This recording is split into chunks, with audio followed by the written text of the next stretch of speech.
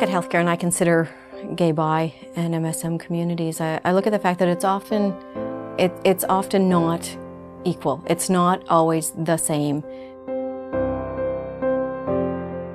It's important for providers to look at the whole person and to consider a person in their context and as an individual patient.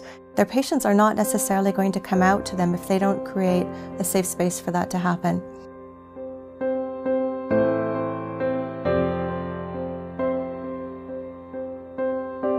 Because for a lot of people, sexual orientation is really tied to ideas of sexuality and not necessarily relationships and identity in a broader social context.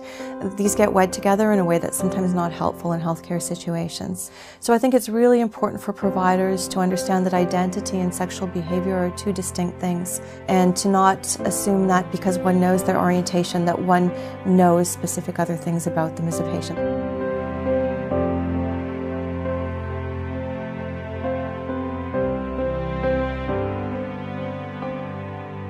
What can we do as care providers to ensure that what we're giving is culturally competent care and that people feel comfortable disclosing their sexual orientation to us?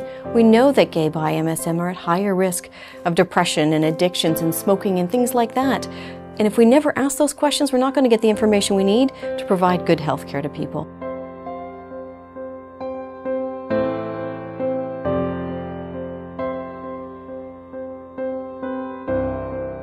It's really important that we think about gay and bisexual men's health from a very broad perspective. There are a range of questions that providers should be asking men, from relationship issues, from abuse in relationship situations or the need for counseling, to issues around coming out or eating disorders.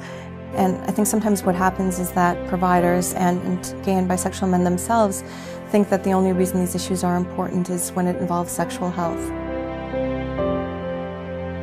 If we're not engaging in conversations with our clients and if we're not making our space open and welcoming, we've got people at risk for long-term effects of things. We've got people at risk for harm to themselves.